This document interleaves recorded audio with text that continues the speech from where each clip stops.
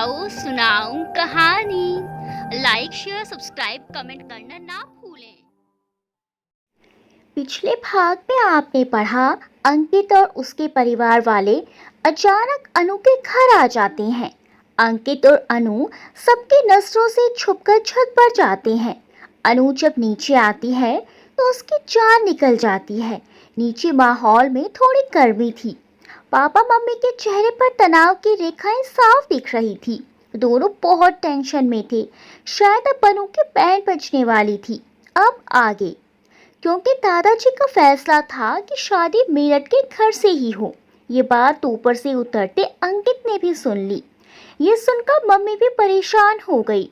साथ ही साथ वहाँ ये बात सुन रहे सब लोग चिंतित हो गए, सिर्फ एक शख्स को छोड़कर, जो दादाजी की इस डिमांड को सुनकर फूला नहीं समा रहा था। आखिर दादाजी का गुस्सा हो जाना कोई साधारण बात नहीं थी। मेरठ में हमारा पुश्तैनी घर है, लेकिन किसी ने सोचा ही नहीं था कि ऐसा कुछ भी हो सकता है। पर परिस्थितियां ही कुछ ऐसी बन गई थी। फिर सब एक दूसरे से सलाह मशवरा करने लगे कि कैसे दादाजी को मनाया जाए, क्योंकि मम्मी पापा का भी इरादा मेरठ जाने का बिल्कुल नहीं था। वहाँ मैंने जो उनकी बदनामी करवाई थी, उसके बाद से यहाँ मथुरा में आकर मेरठ कभी ना जाने का फैसला किया था पापा ने। पापा की बात तो वो सुन ही नहीं रहे थे। इसीलिए ये तय हुआ कि सब मिलकर दादाजी को मनाएं। लेकिन अंकित के घर वालों को पापा ने ये कहकर टाल दिया कि मथुरा में ज़्यादा अच्छे से हो जाएगा सब, इसीलिए यहीं से ब्याह देंगे अनु को। जब सबने मिलकर दादाजी से आग्रह किया तो दादाजी पहले तो चुप रहे। फिर, एक बात बताओ, तुमने खुद ने ही सब तय कर लिया, एक बार भी हमसे नहीं पूछा। ऐसी रीत हमने तो कहीं नहीं देखी कि कहीं से भी लड़की विदा कर दो। दादाजी सारी बातें जानते थे, लेकिन दादाजी तो दादाजी होते हैं। अपने घर अपने शहर को छोड़कर अपनी पोती को दूसरे शहर से विदा करना उन्हें दुखी कर रहा था। मम्मी: हाँ बाबूजी, गलती तो हो गई हमसे, पर बाबूजी आपके बिना थोड़े कुछ कर सकते हैं। 2 दिन बाद का मुहूर्त है, आप चाहें तो मना कर सकते हैं। सबने मिलकर दादाजी को मनाया तो दादाजी नरम पड़ चुके थे। अच्छा अच्छा ठीक है, कर देंगे यहीं से अनु को विदा, लेकिन निक्की को मेरठ से ही विदा करेंगे। वाह वाह, मतलब इतनी खुशी बर्दाश्त ही नहीं हो रही थी। भगवान जी, आप भी जाने किस किस रूप में आकर मदद करते हो। हाँ, क्योंकि नहीं जाना था मुझे मेरठ, नहीं जाना चाहती थी मैं उन गलियों में फिर से। दादाजी बहुत खुश हुए, पर उनका मानना था कि जब बेटी दे रहे हो तो कम से कम घर बार तो देखना चाहिए ना।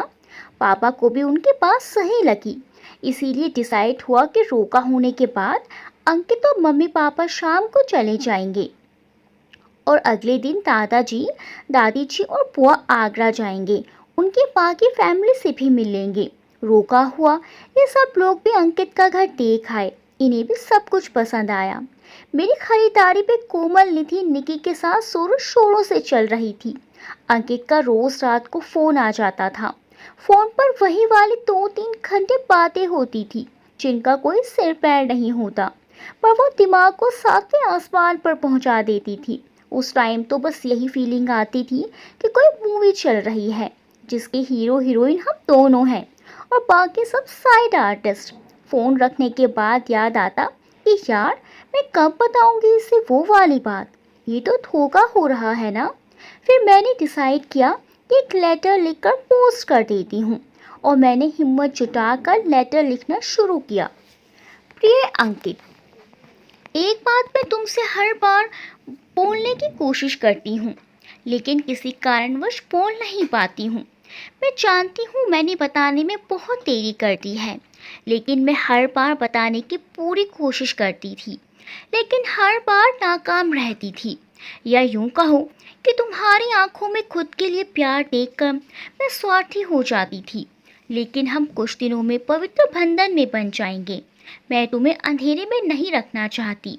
मेरा लेटर पढ़कर तुम्हारा जो भी फैसला होगा सिर आंखों पर। इसीलिए आज बहुत साहस जुटाकर अपने दिल की बातें तुम्हें बोलने के लिए इस कागज़ कलम का सहारा ले रही हूँ। मेरी सबसे अच्छी सहेली कंचन, जो मेरी स्कूल फ्रेंड थी, एक दिन मेरे घर आई। वो बोली, नानी की तबीयत ठीक नहीं है, मम्मी पापा वहाँ गए हैं, तो मेरे साथ घर चल।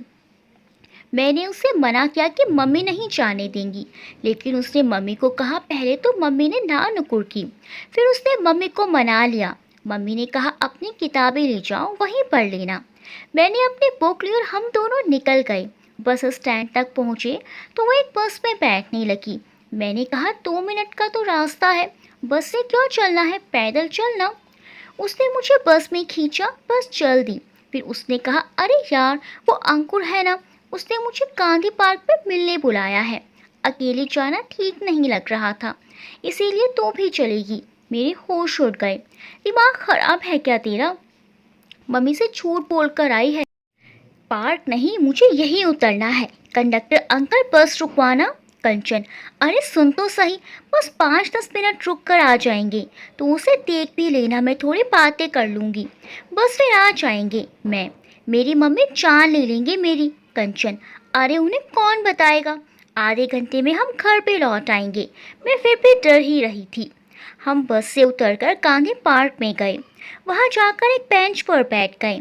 मैंने उससे कहा, तूने अच्छा नहीं किया यार, मुझे धोखे से यहाँ लाई है। कहने लगी, कोई नहीं यार, दोस्ती में सब जायज़ है। थोड़ी देर में ही 2 लड़के हमारे पास आ गए। कंचन ने उनसे मिलवाया। एक तो अंकुर था और दूसरा उसका दोस्त राजा। मैं घबराहट के मारे कांप रही थी। पहले अंकुर और कंचन इधर उधर की बातें करते रहे। मैं और राजा चुप थे। फिर सामने ही एक रेस्टोरेंट था, वहां जाकर बैठे। थोड़ी देर बाद अंकुर और कंचन ने उठते हुए कहा, हम जरा सामने टहल रहे हैं, आप लोग बातें करो, कहकर वो दोनों चल दिए। हम दोनों बैठे रह गए। राजा ने मुझसे बात करनी चाही, पर मेरा रुख देखकर चुप रह गया। करीब 20 मिनट बाद वो दोनों लौटे। दोनों खुश लग रहे थे। अंकुर ने कोल्ड ड्रिंक और पेटीज ऑर्डर की। खाते हुए हम बात कर रहे थे। हमें वहाँ बैठे हुए आधे घंटे से ऊपर हो गया था। मेरा और कंचन का चेहरा रोड की तरफ था। कंचन का ध्यान बातों में था और मेरा रोड की तरफ। तभी सामने एक बस आकर रुकी, जिसमें से 2-3 सवारियां उतर रही थी। मेरा ध्यान गया। मैंने हंसते हुए कहा, कंचन देख, वो सामने से जो आंटी आ रही हैं, वो तेरी मम्मी जैसी लग रही है ना। कंचन, अरे बाप रे अनु, ये तो मेरी मम्मी ही हैं। दूर से कंचन की मम्मी को देखते ही हम चारों हड़बड़ाकर खड़े हो गए। मैं और कंचन हड़बड़ी में रेस्टोरेंट के अंदर की तरफ भागे। रेस्टोरेंट का ऑनर शायद समझ गया था परिस्थिति को। उसने हमें उसके काउंटर के नीचे छिपने की जगह दिखाई। हम वहीं बैठ गए। अंकुर और राजा का क्या हुआ हमें नहीं पता, पर शायद कंचन की मम्मी ने हमें अंदर जाते हुए देख लिया था। वो अंदर आने लगे तो रेस्टोरेंट ऑनर ने उन्हें मना किया कि अंदर अलाउड नहीं है, आप बाहर चेयर्स पर बैठिए।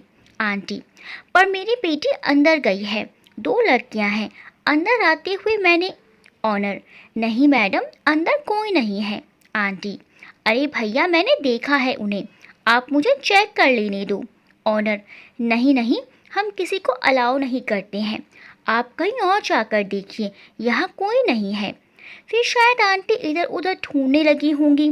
थोड़ी देर बाद उस ऑनर ने बोला, ये मेरे माल की सप्लाई वाली वैन आई है, आप इसमें बैठकर निकलो, ये थोड़ी दूर जाकर उतार देगी। हम छिपते छिपाते निकले और वैन में बैठ गए। उसने हमें उस जगह से थोड़ी दूर ले जाकर उतार दिया। वहाँ से थोड़ी देर में हमें बस मिल गई। बस में बैठते ही मेरी रुलाई फूट पड़ी। कंचन के भी हाथ कांप रहे थे, फिर भी वो मुझे सांत्वना देते हुए बोली, देख, मेरे साथ चाहे जो होगा, पर मैं तेरी मम्मी को तेरे घर तक बात नहीं पहुंचने दूंगी, तो चिंता मत कर। पर मुझे तो उस पर इतना गुस्सा आ रहा था कि अगर उस समय मेरे पास बंदूक होती तो शायद उस पर चला चुकी होती। खैर, राम राम करके हम अपने अपने घर पहुँचे। मम्मी ने देखते ही बोला, कौन छोड़ने आया? आ गए उसके मम्मी पापा नानी के यहाँ से। मैं तो भूल ही चुकी थी, जाते टाइम क्या कहकर निकले थे हम। बस किसी तरह अपने आप को काम में बिजी रखा। मम्मी ज़रा सा मेरे नाम पुकारती और मेरा दिल जोर से धड़कने लगता कि बस इन्हें पता चल गया। पापा घर पर नहीं थे, वो मथुरा काम से गए हुए थे, इसीलिए उनका डर नहीं था। दादा दादी भी अपने अपने कामों में व्यस्त थे क्योंकि त्योहार के दिन थे। वो दिन निकल गया। कंचन के घर से कोई नहीं आया तो मुझे थोड़ी शांति मिली, पर अभी पूरी तरह बेफिक्र नहीं थी मैं। फिर 2 दिन बाद और निकल गए। कुछ नहीं हुआ। अब मैं समझ गई थी कि उसने उसके मम्मी पापा को समझा लिया था, इसीलिए मैं बच गई। तीसरे दिन पापा मथुरा से आ गए थे। उनके दोस्तों के साथ बाहर गली में बातें करने चले गए। मैं और निकी टीवी देख रहे थे। मम्मी रसोई में थी। तभी पापा अंदर आए और कड़क आवाज में मुझे घूरते हुए बोले, गांधी पार्क क्या करने गई थी तू? पापा के मुंह से गांधी पार्क का नाम सुनते ही मेरे हाथ पैर सुन पड़ गए। बड़ी मुश्किल से आवाज निकली, गांधी पार्क? कब मैं कब गई? मैं तो सुबह से घर पर ही हूँ पापा। 3 दिन पहले की पूछ रहा हूँ। अब मम्मी और दादा दादी भी आवाज सुनकर आ गए थे। मम्मी, क्या हुआ जी? पापा, 3 दिन पहले ये गांधी पार्क गई थी। मम्मी, 3 दिन पहले? मैं तो कहीं नहीं गई ना मम्मी। निक्की, दीदी गई तो थी कंचन दीदी के साथ। वो तो उसके घर गई थी मैं। पापा ने एक झापड़ गाल पर मारा। दिन में तारे नजर आ गए। पापा, अब याद आया कुछ? दादा दादी ने पापा को कहा, क्यों मारता है लड़की को? वो मैं रोते हुए, मैं कंचन के घर ही गई थी। मैं रोती रही। पापा पूछते रहे, पर मैंने अपनी रट नहीं छोड़ी कि मैं उसके साथ उसके घर गई थी। फाइनली पापा मम्मी ने मेरी रखवाली निक्की को सौंप कर कंचन के घर गए। आधे घंटे बाद जब वो लौटे तो दोनों गुस्से में ही थे। इसका एहसास तब हुआ जब पापा ने कोने में रखा बंदर भगाने वाला डंडा उठाया और तब तक मारा जब तक मुझे होश था। दादा दादी ने पापा को रोकने की बहुत कोशिश की, लेकिन पापा मानने वालों में से नहीं थे। फिर शायद मैं बेहोश हो गई थी। 2-3 दिन तक ना मैंने घर में किसी से बात की और ना ही घर से निकली। जब 4 दिन बाद स्कूल खुले तो मेरा जाने का बिल्कुल मन नहीं था, फिर भी गई। कंचन से बात ना करने की कसम मैं पहले ही खा चुकी थी। आखिर मेरी कोई गलती नहीं थी, सब उसका ही किया धरा था। फिर भी मम्मी पापा का विश्वास मुझ पर से उठ गया, इसीलिए कंचन को माफ़ करने का मेरा बिल्कुल मूड नहीं था। स्कूल से मैंने उसकी तरफ देखा भी नहीं। दूसरे बेंच पर बैठी। उसने बात करने और पास आने की बहुत कोशिश की, पर मैं नहीं पिघली। 2 दिन बाद प्रेयर की लाइन में वो मेरे पास खड़ी थी। उसे मौका मिल गया। वो धीरे से बोली, देख, बात नहीं करनी कोई बात नहीं, बस इतना बता दे कि तेरे मम्मी पापा को किसने बताया। अरे हाँ यार, ये तो मैंने सोचा ही नहीं, क्योंकि वो तो इसके घर बाद में गए थे। फिर पापा को किसने बताया? अभी ये सवाल का जवाब मिला ही नहीं था कि 3-4 दिन बाद कंचन फिर मेरी सीट पर बैठने की कोशिश करने लगी। मैंने मेरा बैग उठाकर जाना चाहा तो बोली, अच्छा बाबा, मैं जा रही हूँ, वापस बात मत कर, पर ये मैंने कुछ लिखा है, इसे पढ़ लेना। उसने एक कागज़ के चिट पर लिखा था, सुन, उस दिन के लिए सॉरी। मैं ये नहीं कह रही, उस दिन जो राजा था ना, अंकुर का दोस्त, वो तुझसे एक बार बात करना चाहता है। बात? मैं क्या जवाब दूँ? मैंने कंचन की तरफ गुस्से में घूर कर देखा और उस कागज़ के बारीक बारीक टुकड़े करके उसे दिखाते हुए बाहर फेंक आई। लंच में वो फिर से मेरे पास आ गई।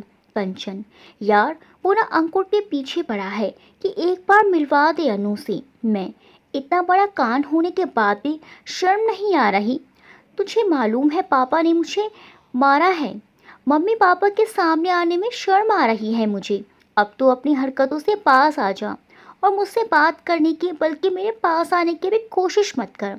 अब अगर तूने ऐसा कुछ किया ना, तो मैं सीधे मैम को जाकर बताऊंगी। मैंने मेरे मन की पूरी भड़ास निकाल ली और जब मैं एक्चुअली काफ़ी सही महसूस कर रही थी, वो अपना सा मुंह लेकर वहाँ से चली गई। शाम को छुट्टी हुई। हम स्कूल से बाहर निकले, बस का वेट कर रहे थे। ये साइड में मेरी नज़र गई तो वहाँ राजा खड़ा था। मैं डर गई। मेरे उसकी तरफ देखते ही वो मुस्कुरा दिया। मैंने जल्दी से अपनी नज़रें घुमा ली। सामने से बस आ गई थी। सब लड़कियां उसमें चढ़ने की जद्दोजहद में लग गई। जैसे तैसे जगह बनाकर चढ़ी तो थोड़ा चैन पाया। सीट के लिए चारों तरफ नज़रें घुमाई तो उस राजा को पीछे खड़ा पाया। पहले तो थोड़ा डर लगा, फिर सोचा क्या कर लेगा ये, अगर ज़रा भी बात करने की कोशिश की तो बस में इतनी सारी लड़कियां हैं, अभी शोर मचा कर पिटवा दूंगी। ये ख्याल मन में आते ही थोड़ी शांति मिली, पर फिर भी बार बार मन में थुक-थुकी लगी रही। क्यों आया है ये बस में? इस कंचन के बच्चे ने मुझे फंसाया है। हे भगवान, क्या करूं मैं अब? घर जाकर मम्मी को सब बता दूं? नहीं, मम्मी तो मुझे ही डांटेंगी। मम्मी को नहीं बता सकती फिर।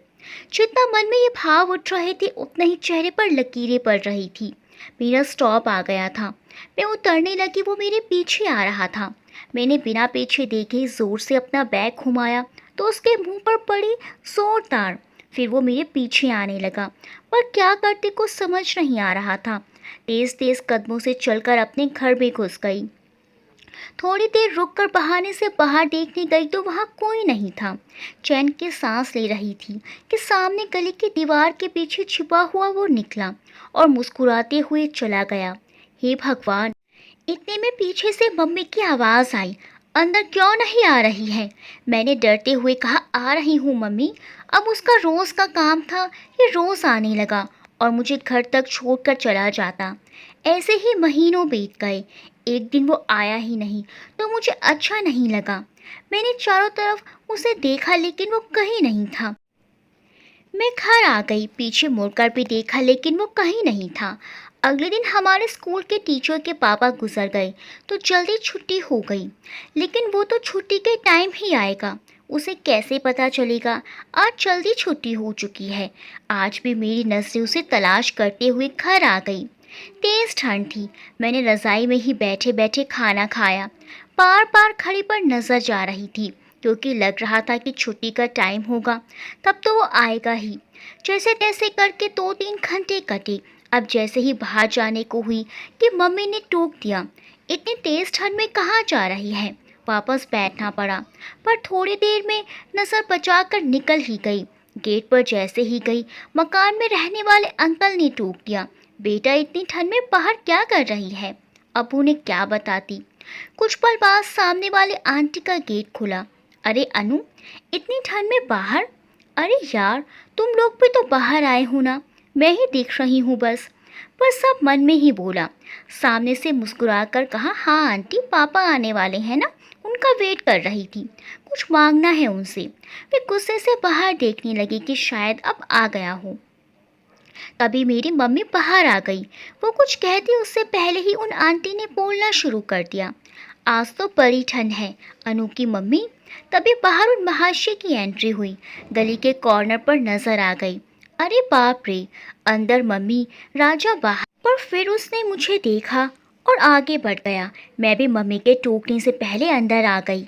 मन ही मन इतना हंसने को जी चाह रहा था कि बस जैसे कोई किला जीत लिया हो। लेकिन ये सब करते हुए मेरी पड़ोसन सखियों ने मुझे देख लिया था। बस फिर क्या था, उन्हें मौका मिल चुका था मेरी टांग खींचने का। हम सब छत पर मिलते और वो सब मुझे उससे प्यार करने को उकसाती। सच में हर एक फ्रेंड कमीना होता है। हमें बिगाड़ने के पीछे हमारे दोस्तों का बड़े वाले हाथ होता है। इधर कंचन लगी हुई थी, उधर वो सब। एक दिन शाम को हम मकान वाले सखियां बात कर रहे थे। हम सब अलग अलग स्कूल में थे पर लगभग एक ही उम्र के थे, तो हर तरह की बातें करते। वैसे भी उस उम्र में इंसान हवा में उड़ता ही है, जैसे मैं उड़ रही थी और वो सब मुझे उड़ने में मदद कर रही थी। वो लोग लगभग आधे घंटे तक मेरा उत्साह बढ़ाते रहे और मुझे इस बात का यकीन दिला कर कि माने कि मैं कितनी लकी हूँ जो इतना हैंडसम लड़का मेरे पीछे पड़ा है। और कंचन का तो धन्यवाद देना चाहिए जो वो हम दोनों को मिलाने का पावन कार्य कर रही है। मैं उनकी बातें पूरे ध्यान से सुन भी रही थी और अमल करने की सोच भी रही थी। सच में कितनी छल्ली थी ना मैं उस समय। अगले 2-3 दिन में ही कंचन के साथ फिर से बैठने लगी थी मैं। पर हाँ, मेरा एटीट्यूड अब भी नहीं छोड़ा था मैंने। उसी के चलते अब तक उसने राजा के बारे में कोई बात नहीं की थी, लेकिन हमें मिलवाने की पूरी कोशिश जारी थी उसकी। शाम को छुट्टी के टाइम उसने पैदल चलने का प्रस्ताव रखा। मैंने मान तो लिया, पर लग रहा था कहीं पापा ने रास्ते में देख लिया। इसके साथ तो क्या होगा। फिर भी हम साथ साथ गए और भी फ्रेंड्स थी। बहुत दिनों बाद ढेर सारी बातें की, रास्ते में पानी बताशे भी खाए। रोज तो बस में राजा पर ही ध्यान रहता था, पर बातों में इतना खो गए थे हम कि उसको बिल्कुल भूल ही गई थी। हम हमारे गली तक पहुंचने ही वाले थे कि तभी राजा उसके साइकिल पर आया और हमारे चारों ओर एक राउंड लगाकर पीछे देखकर मुस्कुराते हुए चला गया। हम चारों ही ठिठक कर रह गए। कंचन ने मेरी तरफ देखा और मैंने उसकी तरफ। बाकी दोनों लड़कियां जोर से चिल्लाई, ओए पिटेगा क्या, बदतमीज। कंचन ने मेरी तरफ देखकर कुछ पूछना चाहा, पर मैंने उसका हाथ दबा दिया। वो चुप रह गई। वो तीनों उनके घर की तरफ मुड़ गई। मैं मेरी गली की तरफ जा रही थी कि वो पैदल ही मेरे पीछे आने लगा। मेरी धड़कन तेज हो गई थी। तभी उसकी धीमी धीमी आवाज़ सुनाई दी, आज बस में क्यों नहीं आए? मैं इंतज़ार कर रहा था। अरे बाप रे, मेरे तो हाथ पैर सुन्न हो गए। तेज तेज कदमों से चलकर जल्दी से घर पहुंची। हाथ मुंह धोकर उल्टा सीधा खाया और उन सभी सखियों को आज का घटनाक्रम सुनाने पहुंच गई। लेकिन जैसे ही मैं नीचे आई, मम्मी पापा किसी की बात कर रहे थे। आसपास की कोई लड़की भाग गई थी तो उसी पर चर्चा चल रही थी। पापा ने कहा गर्दन काट देनी चाहिए ऐसी लड़की की तो।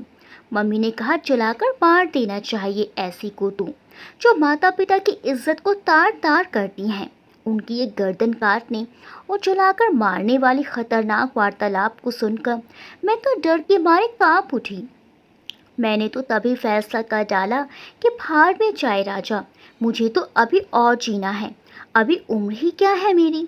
अगले दिन मैंने कंचन को गुस्से में कहा कि राजा से मेरा कोई वास्ता नहीं है, उससे बोल देना।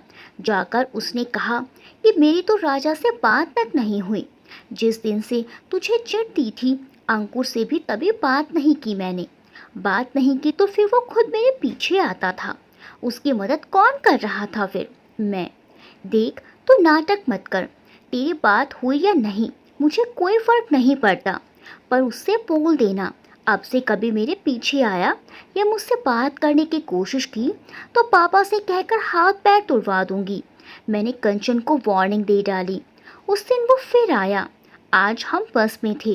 वो पास आकर खड़ा हो गया। कंचन भी आज साथ ही थी। रास्ते में हम बिल्कुल चुप खड़े थे। स्टॉप पे उतरकर वो रोज की तरह पीछे आने लगा। मैंने गुस्से में कंचन की तरफ देखा और जल्दी जल्दी अपनी गली में मुड़ गई। घर वाले सखियाँ आज का घटनाक्रम जानने को उत्सुक थी, तो शाम को उन्हें बताया। सुनकर उन्होंने माथा पीट कर कहा, अरे पागल, इतना गुस्सा दिखाने की क्या ज़रूरत थी? अब कहीं वो नहीं आया तो? मैं, अरे तो यही तो करना था ना, पीछा करना ही तो बंद कराना था ना। पापा को पता चला ना तो गर्दन काट देंगे। मेरी सखियाँ, अरे सिर्फ रास्ते में बात करने से मना करना था, किसी के देख लेने का डर रहता है ना। जब कोई देखेगा तभी तो अंकल को पता चलेगा ना, तभी तो गर्दन भी कटेगी ना। छुप छुप कर प्यार किए जा, किसी को कुछ पता नहीं चलेगा। उन्होंने फिर से मेरा ब्रेन वॉश कर डाला। इसीलिए मैं, तो फिर सखियाँ, तो फिर क्या? ऐसा कर, कंचन को छोड़। कल बस में जब वो तुझे मिले तो तू खुद ही उसे कह देना कि सुनो, रास्ते में बात मत किया करो, किसी के देख लेने का डर रहता है। मैं, अच्छा, और फिर? उसने पूछ लिया कि फिर कहाँ बात करूँ तो? सखियाँ, वेरी स्मार्ट, सब हमसे ही पूछ ले। अबे खुद का भी तो दिमाग दौड़ाया कर। ये भी सही था। अब मैं पूरी रात खुद से यही सवाल जवाब करती रही कि उससे ये कह दूंगी, फिर यदि उसने ये कहा तो नहीं नहीं ये कहूँगी। अगले दिन मैंने राजा से बात की। वो बोल रहा था और मैं चुप सुन रही थी। कहीं ना कहीं अच्छा लग रहा था उसको सुनना, और साथ ही अनजाना सा डर भी लग रहा था। राजा, उस दिन जब से आपको देखा, आपकी आंखों में डूब कर ही रह गया। भूल नहीं पा रहा हूँ उन आंखों को। आपको मेरा आना शायद बुरा लग रहा था, इसीलिए अब मैं आपको परेशान करने नहीं आऊँगा। मैं, नहीं नहीं, ऐसी कोई बात नहीं है। वो जोर से हंस पड़ा। अच्छा, तो मतलब अब रोज़ आ सकता हूँ मैं, नहीं, वो साथ वाली लड़कियाँ देखती हैं ना तो अच्छा नहीं लगता है। राजा, अच्छा, तो आपका दीदार कैसे होगा? आप ही बता दीजिए। मैं शर्माते हुए बस से नीचे उतर गई। फिर धीरे धीरे मुझ पे सच में प्यार का नशा चढ़ने लगा। कभी मैं खुद को डीडीएलजी की सिमरन समझती, कभी कुछ कुछ होता है कि अंजलि। सब कुछ बदल रहा था, यहाँ तक कि मेरे हाफ ईयर एग्जाम के नंबर भी बदल गए थे। कक्षा में दूसरे तीसरे स्थान पर रहने वाली मैं लास्ट के दूसरे स्थान पर आई थी। मम्मी पापा का माथा ठनक चुका था। घर पर अब मेरे छत पर जाने पर भी पाबंदी लग चुकी थी, पर उन्हें कहाँ मालूम था कि पाबंदी की ज़रूरत स्कूल जाने पर है।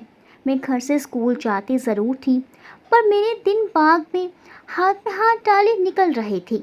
मैं और राजा कभी फ्लाईओवर पर चक्कर लगाते, कभी रोड पर पैदल घूमते। वो अपने दोस्तों की बाइक उधार लाता और हम पूरे मिनट को नापते रहते। मेरी इन हरकतों से कंचन को भी मुझ पर गुस्सा आने लगा था। वो मुझे रोकने लगी थी, आए दिन यूँ मिलने से।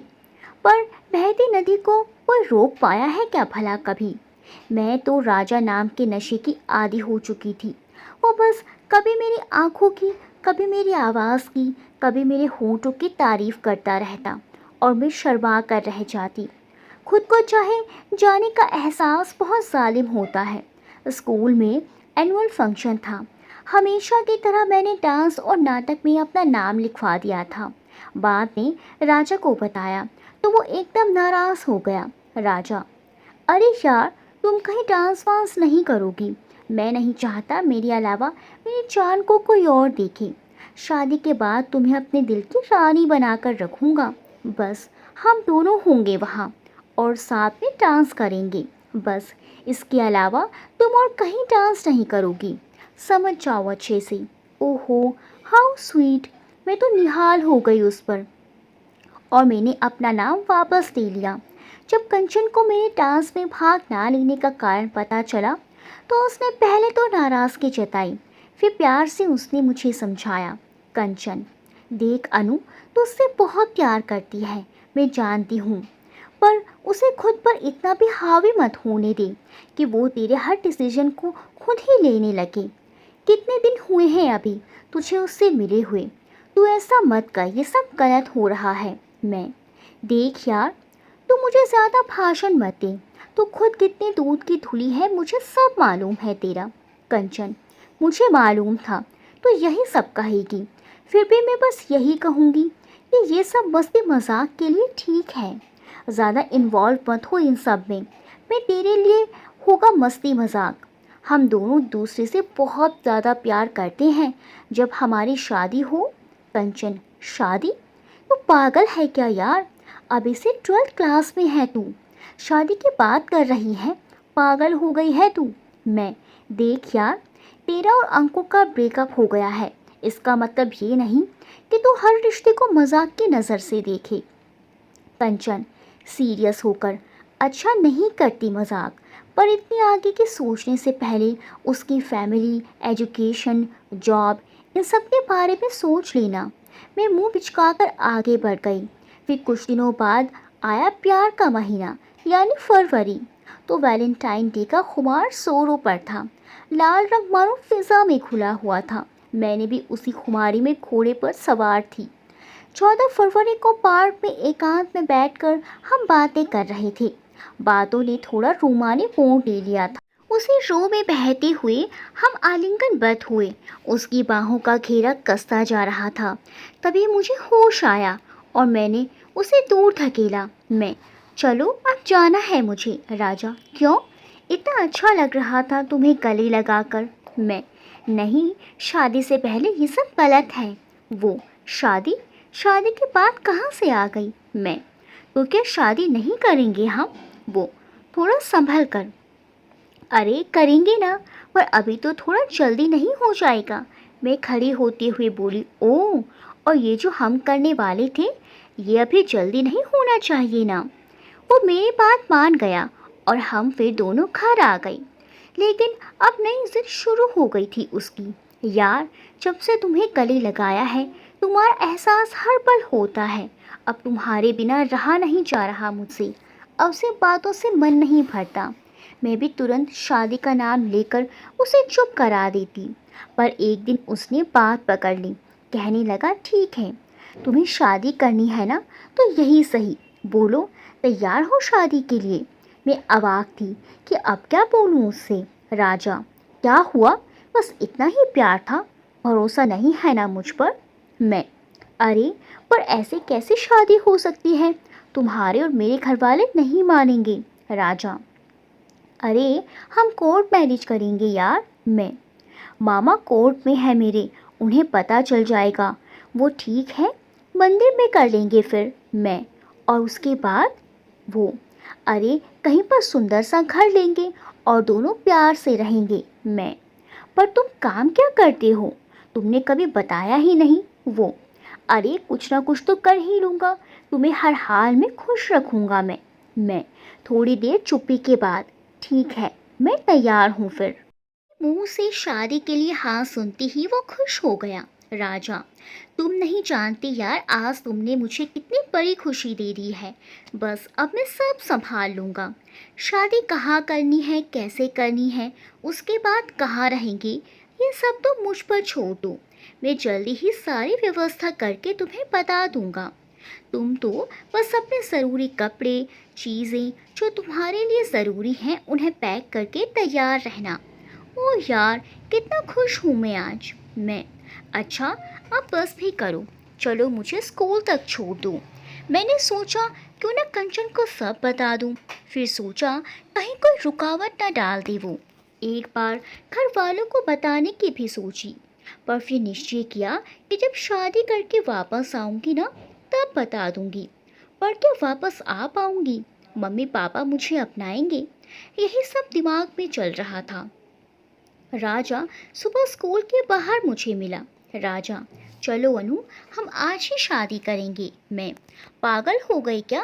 मैं कपड़े वगैरह अभी कहाँ लाई हूँ?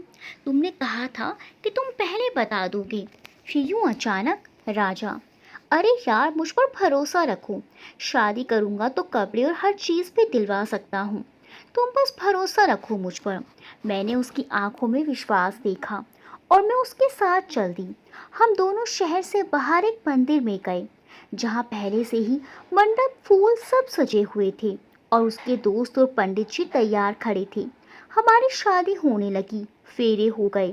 पंडित जी ने पूछा, कन्यादान कौन करेगा? और मैं क्या देखती हूँ कि मंदिर की सीढ़ियों से मेरे मम्मी पापा बहन सब ऊपर आ रहे हैं। पापा ने कहा, पंडित जी, कन्यादान तो हम ही करेंगे।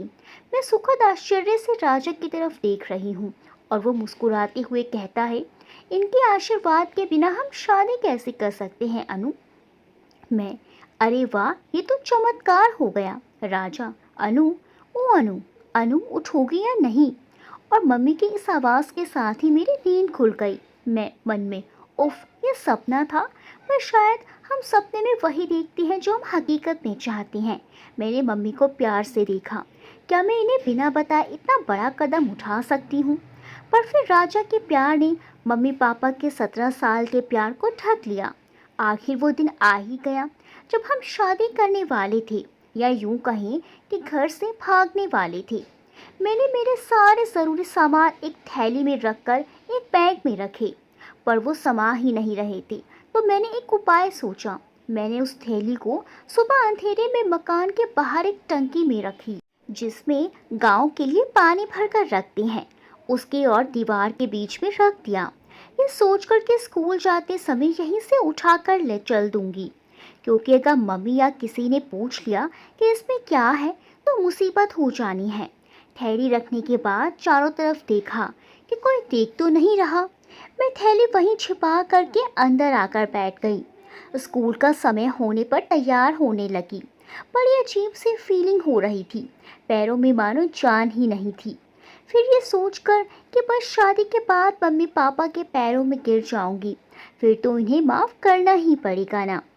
बस यही सोचकर अपने इष्ट देव हनुमान जी को प्रणाम करके मैं घर से निकल गई। बाहर से मौका देखकर कपड़ों की थैली बैग में डाली और स्कूल पहुंच गई। वहां बाहर राजा खड़ा मिल गया। मन किया यहीं से गले से लगा लूं, पर खुद को कंट्रोल कर लिया। उसने मुझको थोड़ा आगे तक पैदल आने का इशारा किया ताकि कोई स्कूल की लड़की हमें ना देख ले। आगे से हम ऑटो में बैठ गए। कुछ दूर जाकर उसने ऑटो रुकवाया। मैं, क्या हुआ, आ गया क्या मंदिर? राजा, नहीं, पहले हम रहने के लिए किराए का कमरा ढूंढ लेते हैं, फिर वहाँ सामान रख देंगे, उसके बाद मंदिर चलेंगे। मैं, पर कमरा क्यों? अभी तो हम शादी के बाद घर चलेंगे ना, फिर अगर मम्मी पापा नहीं मानते हैं तो हम कमरा ढूंढेंगे। राजा, अच्छा, और उन्होंने तुम्हें मेरे साथ आने ही नहीं दिया तो? मैं थोड़ा कंफ्यूजन में थी, पर अच्छा, शायद तुम सही कह रहे हो। हम 2-3 जगह और रुके और वो मुझे ऑटो में ही छोड़कर कमरा ढूंढने गया, पर वापस आ गया। उसने ऑटो वाले को पैसे देकर छोड़ दिया और हमें गली की तरफ चल दिए। मेरा बैग उसके हाथ में रख लिया था। राजा, यहाँ इस गली में मेरा एक दोस्त रहता है, यहाँ ज़रूर जगह मिल जाएगी रहने की। बस अभी हम सामान यहाँ छोड़कर मंदिर चलेंगे, बस फिर हम हमेशा के लिए एक हो जाएंगे। मुझे बहुत डर लग रहा था, लेकिन राजा साथ में है ये सोचकर डर को भगा दिया। वो मुझे एक छोटे से घर में ले गया। वहाँ मुझे बहुत अजीब लग रहा था। बड़ा ही खुटा हुआ सा घर था। उस घर की हालत भी अजीब हो रखी थी। राजा, तुम यहीं रुको अनु, मैं दोस्त को बुला कर लाता हूँ। मैं, लेकिन राजा, मैं भी तुम्हारे साथ चलूँगी, मुझे अकेला मत छोड़ो। राजा, मेरी जान, तुम यहाँ बैठो तो सही, मैं यूँ गया और यूँ आया। और कहते हुए राजा चला गया। मन ही मन भगवान को याद करने लगी। मेरा दिल जोर से धड़क रहा था। मुझे कुछ भी सही होने की आशंका नहीं लग रही थी। मेरा दिल मुझे कुछ कहने की कोशिश कर रहा था। तभी एक अनजान अधेड़ उम्र का व्यक्ति अंदर आया और उसने अंदर आते ही दरवाजे की कुंडी लगा दी। मैं फंस चुकी थी, इस बात पर अब कोई शंका नहीं थी, पर मैंने हिम्मत नहीं हारी। मैंने बड़े मीठे शब्दों में उस व्यक्ति से कहा, ओह, तो आप हैं, मैं कब से आपका इंतज़ार कर रही थी। आप हैं कि आने का नाम ही नहीं ले रहे थे। मेरे मुंह से प्यार भरे शब्द सुनकर उसके तो बगिया खिल चुकी थी। वो तुरंत मेरे करीब आकर बैठ गया। मुझे हार्ट फेल होने को था, लेकिन आज अगर मैंने हिम्मत हार दी तो बस गई काम से। मैंने खुद को कंट्रोल करते हुए कहा कि राजा ने मुझे बताया ही नहीं कि मुझसे मिलने इतने हैंडसम, इतने स्मार्ट व्यक्ति आने वाले हैं। और देखो ना, मेरी हालत कैसे बनी हुई है। उसने मेरे कंधे पर हाथ रखते हुए कहा, मेरी जान, तुम तो मुझे हर हालत में कबूल हो। मन किया उसके पेट में अभी चाकू घुसेड़ दूं। फिर अपने चेहरे पर झूठी मुस्कान लिए मैं उसके चेहरे पर उंगली फिराने लगी। वो एकदम मदहोश हो गया। मैंने उसे कहा, डार्लिंग, मैं ज़रा नहा कर आती हूँ, तुम बस 2 मिनट वेट करो। उसने मेरा हाथ पकड़ लिया। मैंने उसका हाथ झटकते हुए कहा, बस 2 मिनट। उसके बाद मेरी जान, मैंने अपने चेहरे पर एक कातिल मुस्कान बिखेरते हुए कुछ इशारे किए। उसने अपने दिल पर हाथ रखा और बेड पर पीछे लुढ़क गया। मैं जल्दी से बाथरूम की तरफ दौड़ी और फिर धीरे धीरे कदमों से दरवाजे पर आ गई और बाहर निकल आई। वो व्यक्ति मेरे ख्यालों में मदहोश हुआ पड़ा हुआ था, जिससे मुझे बाहर आने में आसानी हो गई थी। बाहर आकर मैंने चैन की सांस ली और जल्दी वहाँ से 9-11 हो गई। लेकिन कुछ ही दूरी पर मैंने राजा को देखा। उसने भी मुझे देख लिया। मैं उससे काफ़ी दूरी पर थी। वो मेरे पीछे दौड़ा, लेकिन मैं बस एक के पीछे जाकर खड़ी हो गई। वो मुझे इधर उधर देखते हुए अपना सिर पीट रहा था। वो सड़क के उस पार भागा और मैं उससे बचते हुए दूसरी ओर। भागते भागते थक गई तो एक मंदिर में शरण ली। वो हनुमान जी का मंदिर था। सोचा, यहाँ कुछ देर रुक कर सोचती हूँ अब आगे क्या करना है, क्योंकि बैग जिसमें किराए के पैसे थे वो तो उसी के पास है और यहाँ से घर लगभग 6-7 किलोमीटर है। पैदल भी चली और रास्ते में वो ढूंढता हुआ आ गया तो अब कैसे बच पाऊंगी। इसीलिए मंदिर में ही बैठकर सोचने लगी। उस दिन गुरुवार था तो ज़्यादा भीड़ नहीं थी। थोड़ी देर में ही पुजारी की नज़र मुझ पर पड़ गई और स्कूल यूनिफॉर्म में बिना बैग के देखकर उन्होंने पूछताछ शुरू कर दी। बहुत देर से रोके हुए मेरे आंसू निकल पड़े। मैं बिल्कुल निढाल सी हो चुकी थी।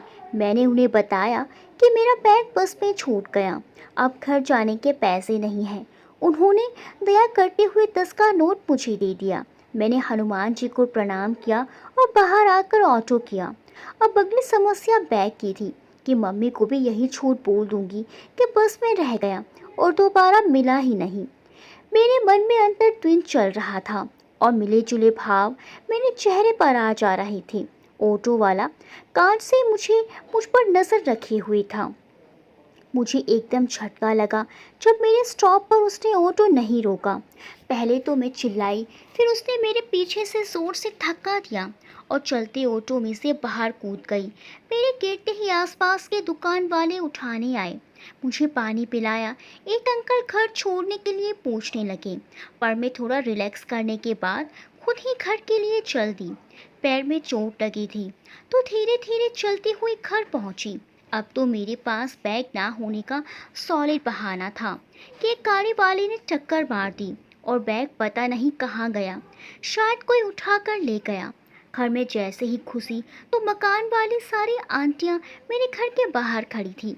मम्मी रो रही थी और बाकी सब उन्हें सांत्वना देने वाले पोज में खड़े थे और मुझे देखते ही सबकी मुख मुद्रा कठोर हो गई। मम्मी को रोता देखकर मैं घबरा गई थी और उनके पास धीरे धीरे चलकर पहुंची, क्योंकि पैर तो चोटिल था ना। जैसे ही मम्मी ने मुझे देखा वो एकदम उठ खड़ी हुई और तड़ातड़ मेरे गाल पर चांटे मारने शुरू कर दिए। दादा दादी मम्मी को रोकते रहे। मैं तो बिल्कुल सन्न रह गई और घोर आश्चर्य तब हुआ जब मकान वाले सारी आंटियां अपने बच्चों को लेकर वहां से चली गई। मारते मारते मम्मी इतनी सारी शुभ वचनों से मुझे कटाक्ष कर रही थी कि उनसे एक पूरी किताब लिखी जा सकती है। मैं बस इतना ही बोल पा रही थी, अरे मैंने क्या किया है मम्मी। पर रोते रोते बोलने से और खुद के बोलते रहने से वो मेरे बात पर ध्यान ही नहीं दे रही थी। मारते मार के उनके हाथ दुख गए तो रोना शुरू, और रोते रोते थक गई तो चप्पल उठाकर फिर शुरू। कुल मिलाकर वो प्रोग्राम 1 घंटे तक चलता रहा। मेरे पल्ले कुछ नहीं पड़ा सिवाय इन शब्दों के, मम्मी अरे हमने क्या कसर छोड़ी तुझे पालने में, जो आज ये दिन दिखाए तूने, कहीं कभी नहीं छोड़ा तूने तो। तेरी छोटी बहन की तरफ तो देखती। बीच बीच में गालियाँ भी थी। खैर 1 घंटे बाद पापा आए, तब तक मेरे हाथ पैर गाल सब सूख चुके थे, पर वो अकेले नहीं थे।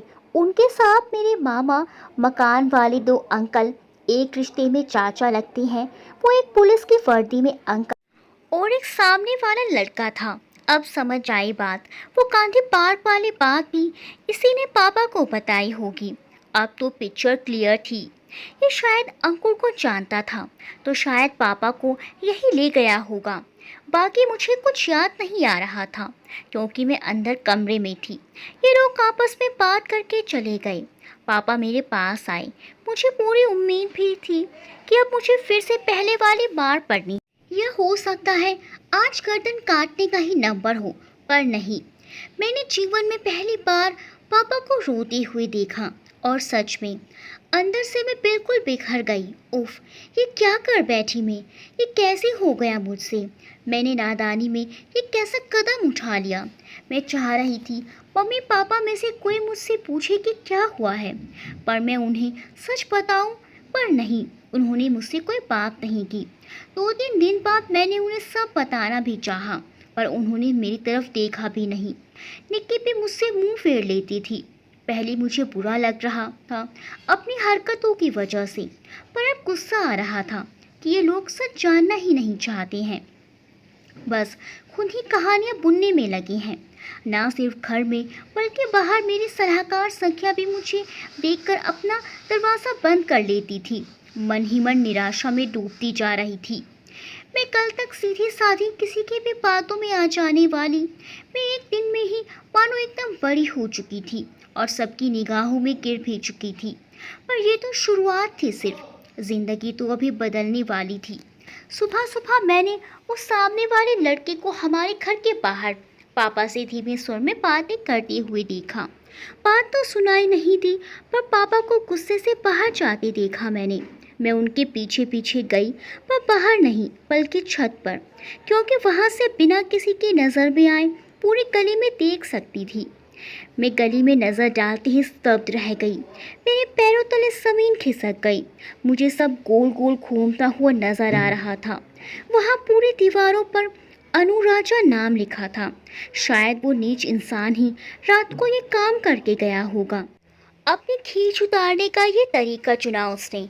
हर आने जाने वालों की नज़रों में मुझे उपहास उड़ाती सी दिख रही थी, और नहीं देखा गया मुझसे। रोती हुई नीचे भाग गई मैं। पापा शायद उस सामने वाली लड़की के साथ राजा के घर पहुंच गए थे।